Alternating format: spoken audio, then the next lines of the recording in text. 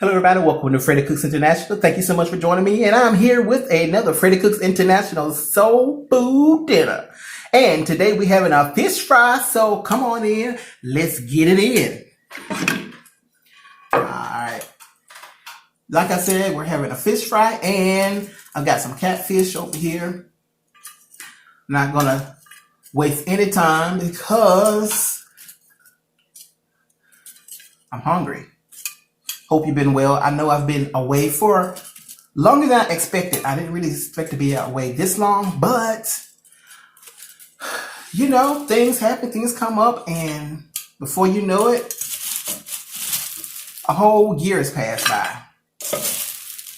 All right, so I've got some catfish there. I've got some cornbread fritters, which is nothing more than a cross between hush puppies and hot water cornbread. Got me a little lemon there. And I made a 7-layer salad. I've never made a 7-layer salad in my life, but looking at YouTube, you come up with anything to cook. Here it is. It's been in the refrigerator overnight. The layers are, you can't really see the layers, I suppose, but I'll tell you what's in it in just a few moments. Let me get it out of here first, and then we'll talk about it. Can you hear me? I hope you can. Okay, I don't want to make a mess, so hang on. Let me figure out the best way to do this. Ooh.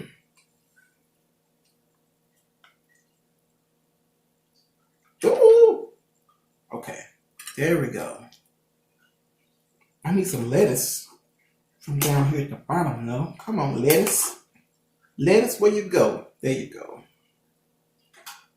I bet y'all like, what in the hell is that? Don't worry about it if you don't know. Just don't worry about it. 7-layer salad. Have y'all ever had a 7-layer salad?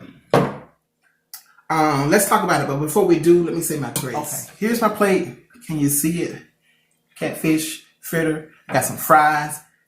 7-layer salad. Okay, that's all you get.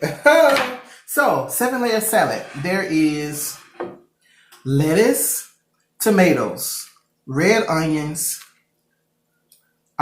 English peas, cheese, and a special little dressing that's kind of sweet a little bit. Some eggs, and am I missing something? I think that's it.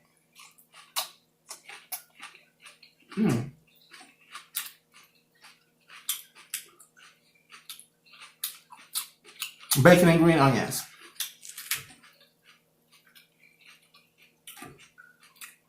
It's really good.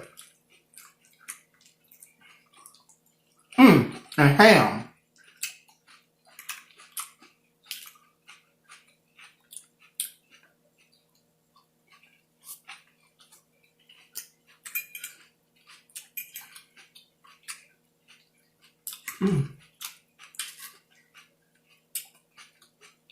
The most unique thing about it is the dressing, because the dressing is kind of sweet a little bit.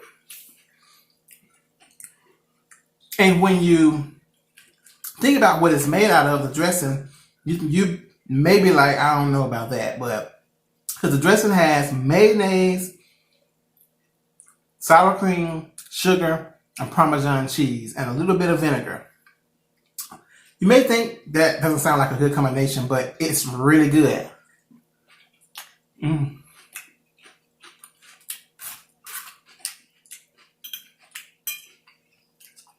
That's good.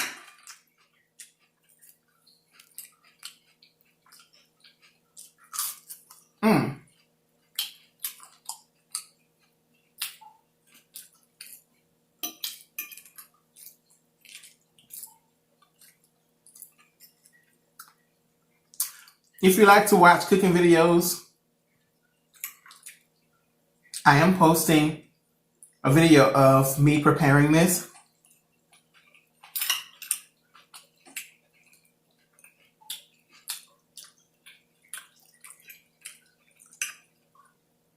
Not necessarily a tutorial. This one just will be just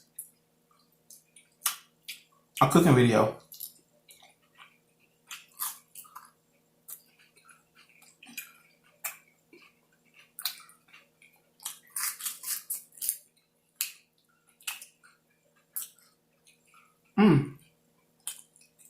That's good.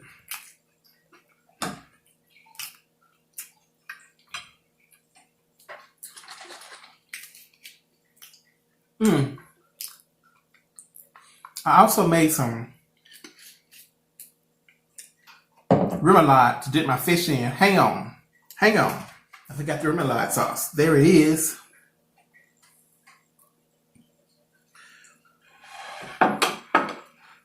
I've been wanting fish for so long. And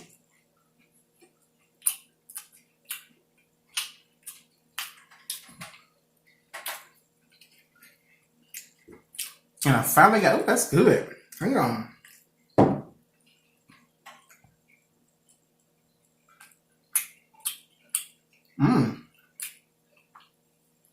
I don't like that though.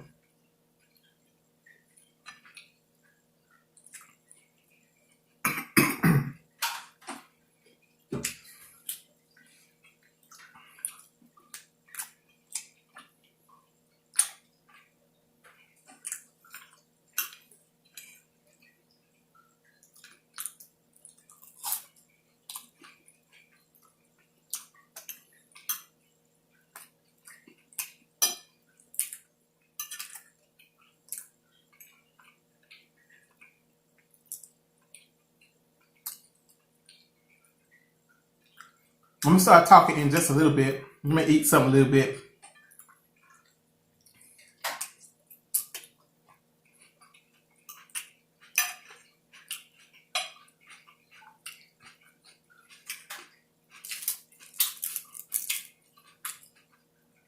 This is actually my first meal today, ain't it? Yeah, I didn't eat for lunch. I just laid out in the bed for lunch.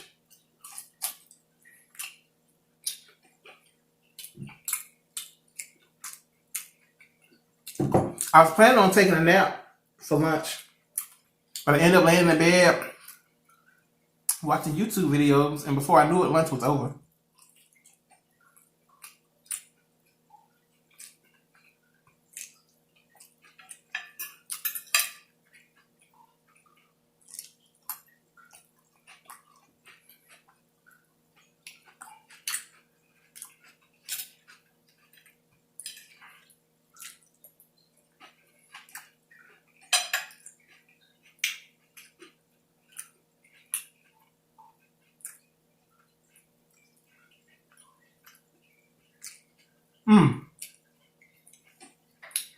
That's good.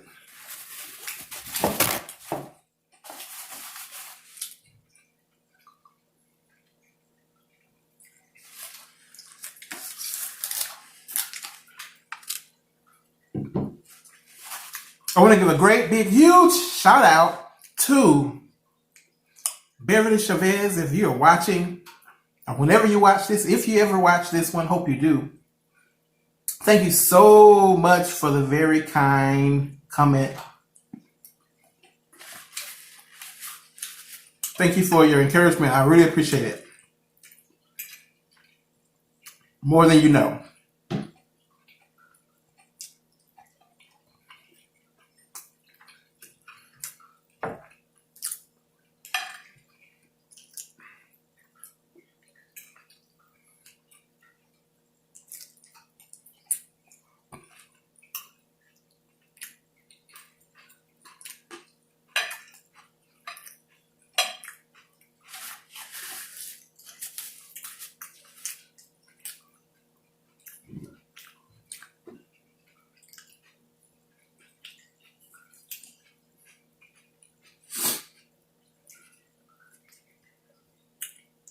I probably look really, really, really greedy right now, because all I'm really thinking about is chewing.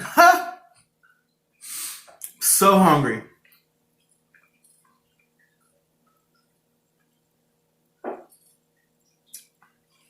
And it's so good. This is raspberry lemonade. And it's so sweet. Oh, it's got at least I don't know, probably like 36 grams of sugar. So sweet, and I love it.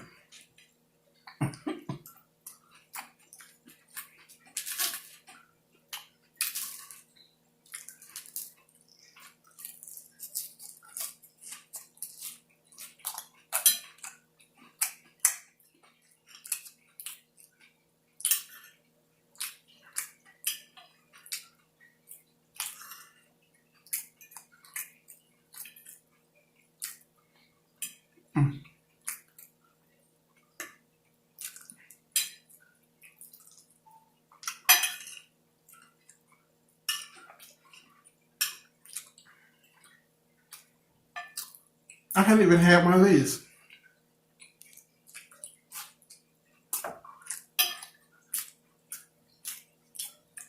Mm.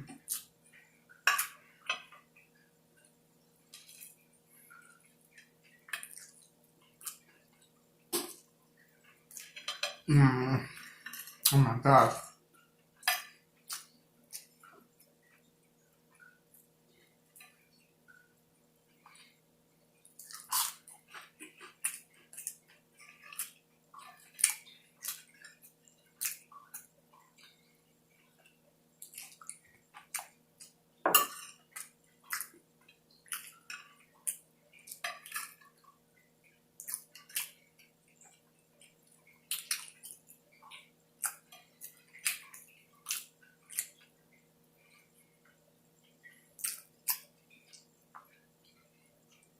I can't talk because I'm chewing.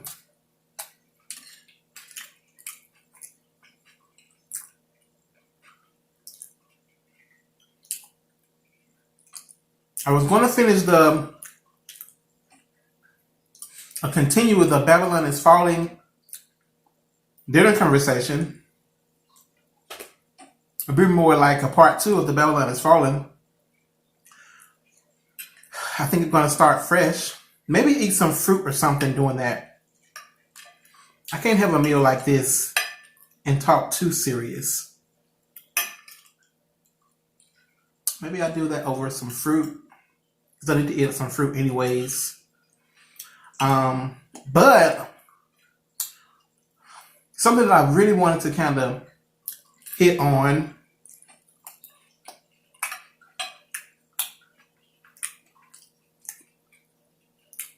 while I'm finishing up my meal.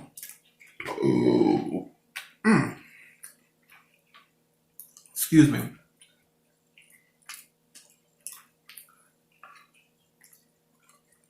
I really want to encourage you all out there to seek the truth above all things and become a lover of what's true. Because lies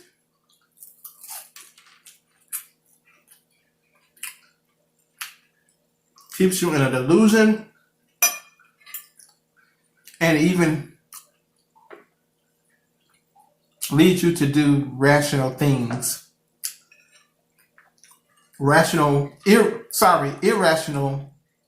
things. And realize that there's some people out there who does not care about the truth. There's some people out there who love lies, like literally don't care about the truth at all. And I do understand that, because the truth can be hard to accept. I talked about this earlier on this channel on my dinner conversations, and I really would recommend and encourage anyone who haven't seen any of my dinner conversations to really check them out. Heavy conversation, but things to consider, because we spend a lot of time focusing on random things, trying to get ahead, life. We get so caught up in life and material things, temporary things, that we really don't think about. We don't like to think about things that are really deep. A lot of people don't like to consider what's true. And a lot of times we build up a defense system against the truth. If the truth is going to bring us anything other than pleasure, and the truth is not always pleasurable, but it's always good for you. You may be wondering what I'm talking about, like where are you going with this?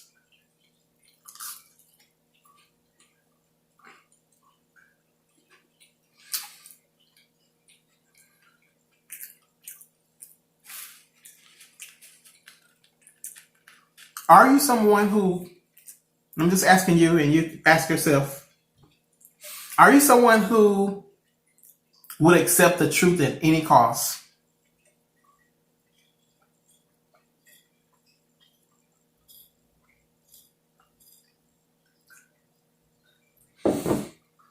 Even if it goes against what you want and what you love.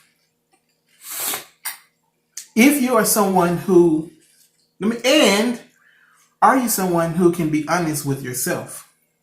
Because there are some people who build up this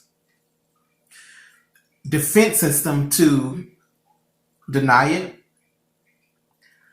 or deflect the truth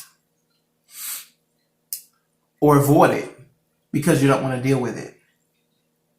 And are you truthful enough? Are you self-aware enough to realize that you are deflecting or avoiding?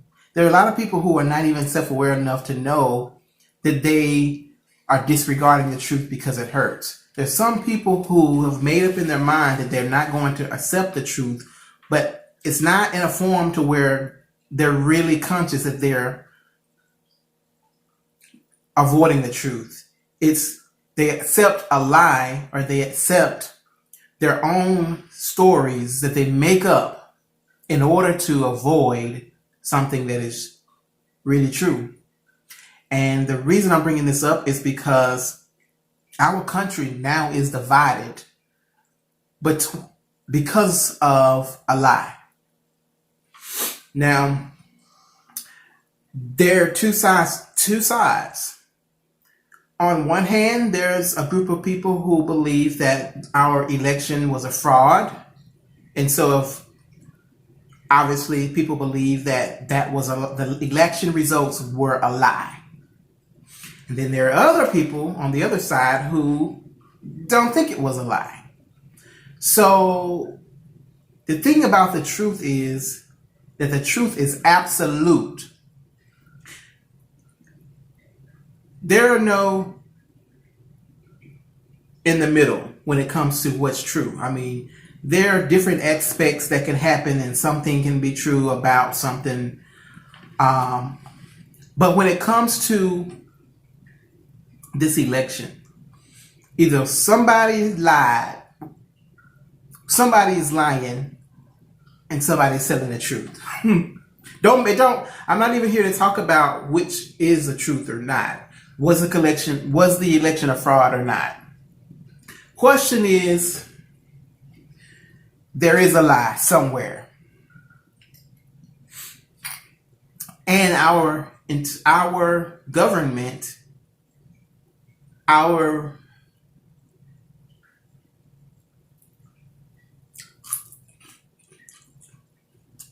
nation is divided over a lie. My question is,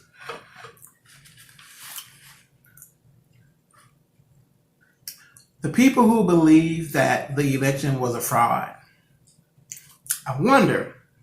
Now I know that there are some people who really don't care if it's a lie or not because they are so loyal to either their party or the leaders and the head of the party. So understand that there's some people who, like I said, they don't care about the truth. The truth doesn't mean anything to them. There are others who possibly have been deceived. Now, somebody is deceived. If you're out there and you do not think that the election was a fraud, it's possible that you're deceived. But I'm not calling you deceived. I'm just saying somebody is deceived. If you're out there and you think that the election was a fraud, it's possible that you are deceived. I'm just saying those two things can't coexist as the truth. And so I'm wondering, and I'm just talking and babbling on here, hear me out. Because there was a group of people that's such an uproar about the outcome of the election that they're willing to leave their families hundreds of miles and states away, leave their kids, and go to Washington, D.C. to protest, which that's fine, protest, we have that freedom, right? Well, here's what's irrational, or at least in my mind. Help me out. Maybe it's not irrational, but to me, it's irrational to leave your family, including your kids, and skip states, go to a riot or go to protest, and now you break and enter into a federal building. So what am I missing? What could be so, I don't even know what the word is. How can you be so caught up in this entire hoopla to where you become irrational enough to break and enter into the Capitol building? Now, we're talking about people who, as I've heard people call family men and women, housewives, house dads, who have gone and gotten themselves arrested for basically being irrational. What if, just think, someone who is self-aware can actually put themselves in another person's shoes, or actually just stop and think a minute. What if the election wasn't a fraud? What if the results of the election are what it is? And the question is, if you knew that was the truth, would you be able to accept it? Or is it that because the results are not what you wanted them to be, you can't accept it? Can you be, and probably don't have any Republicans on my channel. I don't know. Maybe not. I don't care. I'm not a Republican or a Democrat, so I can talk all about it. I don't really care. But can these people, whoever you are, whoever they are, be honest enough with themselves to acknowledge that whether they know the truth or not, they may not still be able to accept it. And because they're not able to accept it, then nothing will be different. And who is willing to fight for a lie? Is there anyone willing to fight for a lie? I don't know. I think so.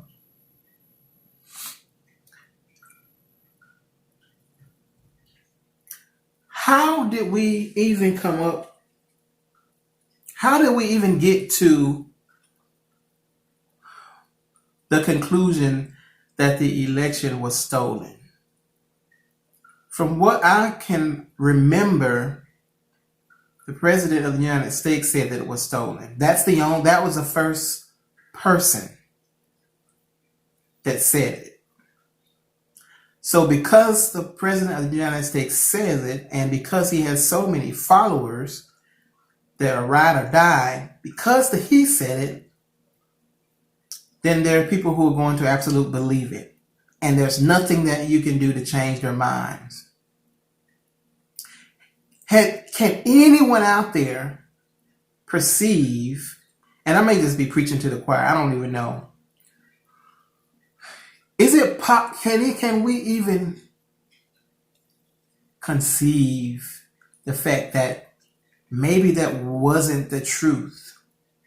But it only takes one person to spread a lie in order for it to catch ablaze like wildfire.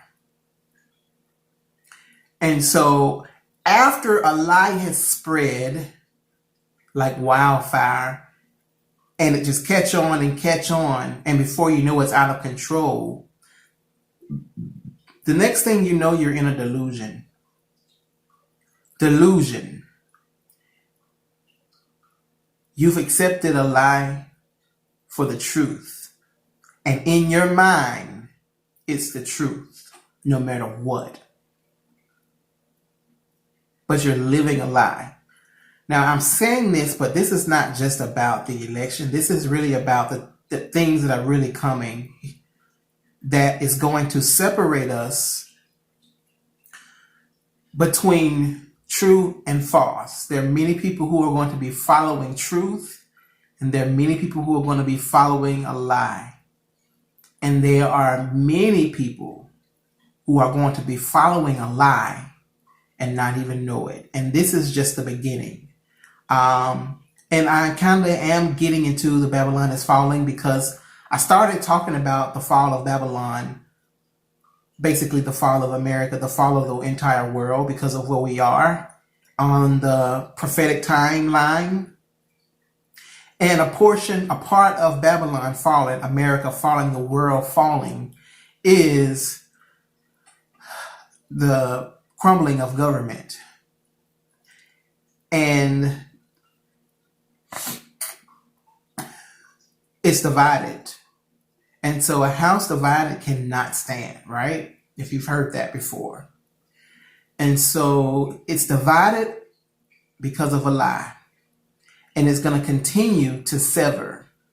And it's going to take people with it. If you're caught up in politics, to the fact that it caused you to become irrational.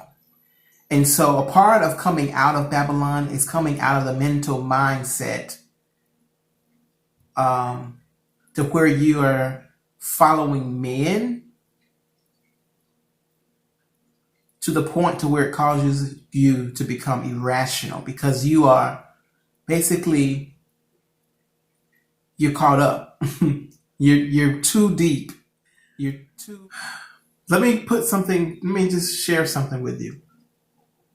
There is a lot of talk about aliens even in government. And if you read and do some research, you'll see even Barack Obama spoke on it. Even President Trump spoke about it. And there's a lot that we're not being told when it comes to the existence of aliens, right? Sounds a little far-fetched to some people, and then some people think, well, it's a big universe. Why would we think that we're the only ones here? The reason I'm bringing this up is because some people believe that's fairy tale. Some people believe it's true.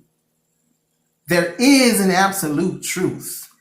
Either there is, or either there are, or there aren't aliens. But here's the twist. What if there are aliens out there? There are many people who do not believe in angels or demons, but the same people believe that there are aliens.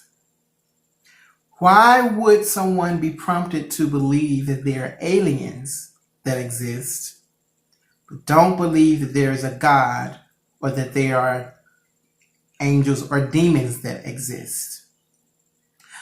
I'm proposing this because when it comes to accepting the truth, we accept what we want to accept for various reasons. And we deny what we want to deny for various reasons. So verily, verily, what I'm saying to you is I'm encouraging you, whoever you are listening to me, even at this point, to follow the truth, to seek the truth, to love the truth, and to want to know the truth at all costs. Because what if what we have been thinking of as aliens, what if they're really demons? I want to pick up. I hate to close off like that because that's a whole nother conversation. I want you to seek after the truth, and I want you to be open to the truth at all costs. This conversation is not over. It's really just beginning. And as I've said before, it's easy to ignore and avoid in order to keep your mind at peace or at ease. But when the truth actually confronts you, then you have to deal with it, and it will be so much more difficult if the truth slaps you in the face as opposed to you already being aware of what the truth is. And I gave an example of, which is the word that you're not supposed to say.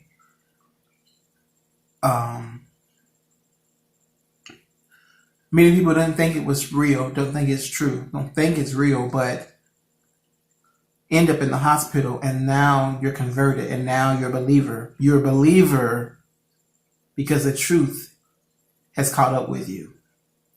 Don't be someone who avoids the truth, and you know that you're avoiding it, just to save face or just to save your emotions. Deal with the truth. And this is in any aspect of it, not just the topics that I'm talking about tonight, but just in general.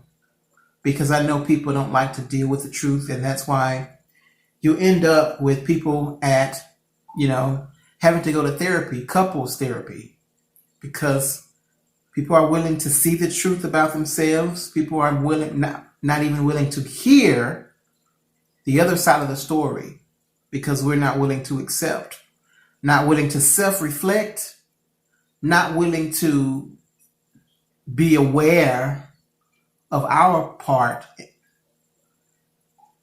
not willing to be open and honest.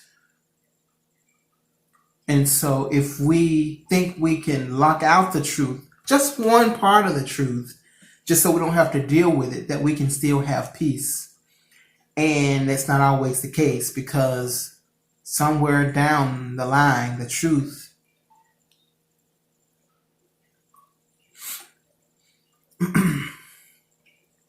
is still there, and it still matters.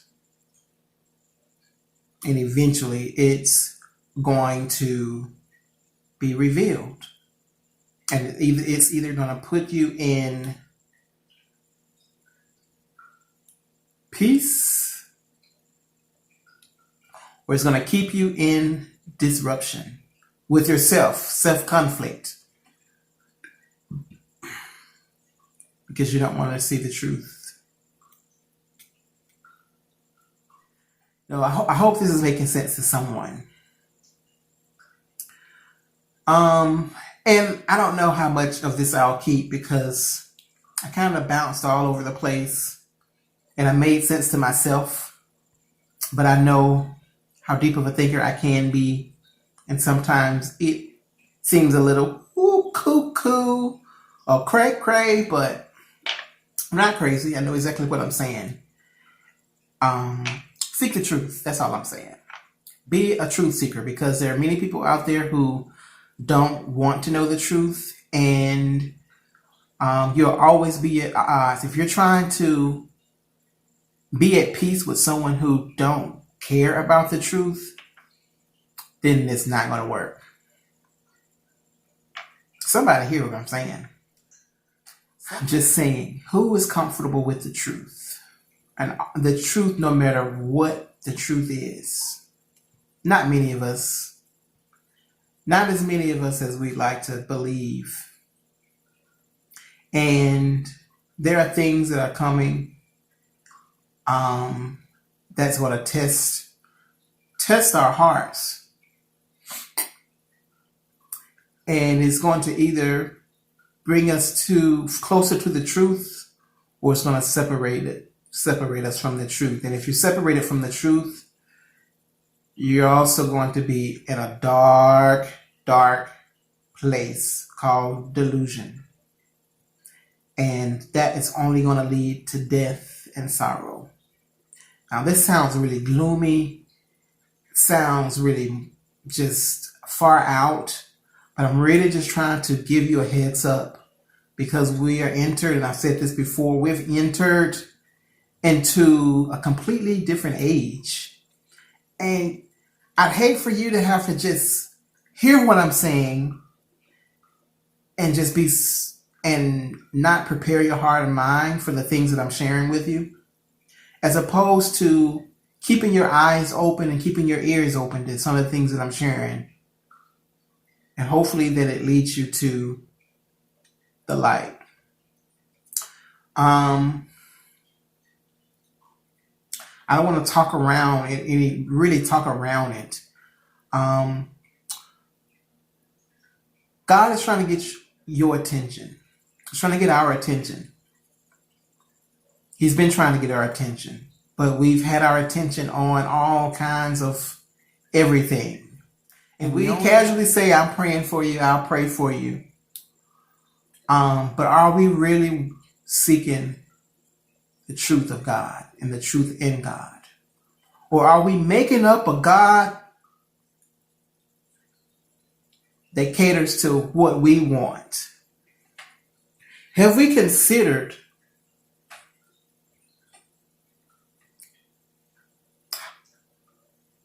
the God of the Bible? Have we considered that God is who He say He is in the Holy Bible? And if we have, can we live with that? Because there's many, many people who can't accept God, can't accept Jesus, because it goes against everything that we want and everything that we love and everything that we believe. But what if what you believe is not the truth? And I know I feel like I'm just repeating myself from another video. Have you considered your own belief? Are you holding on to what's true? Or have you made up your own rules? Have you made up your own God? And if you've made up your own God,